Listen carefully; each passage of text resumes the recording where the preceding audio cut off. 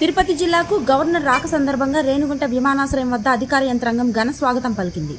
శ్రీ పద్మావతి మహిళా విశ్వవిద్యాలయం 22వ స్నాతకోత్సవ కార్యక్రమంలో పాల్గొనేందుకు వచ్చిన గవర్నర్కు జిల్లా అధికారులు ఆత్మీయ స్వాగతం అందజేశారు. ఈ సందర్భంగా జిల్లా జాయింట్ కలెక్టర్ ఆర్ గోవిందరావు, జిల్లా ఎస్పీ ఎల్ సుబ్బారాయుడు సహా పలువురు అధికారులు ఆయనను మర్యాదపూర్వకంగా ఆహ్వానించారు. అనంతరం గవర్నర్ తిరుపతి వైపు బయలుదేరారు.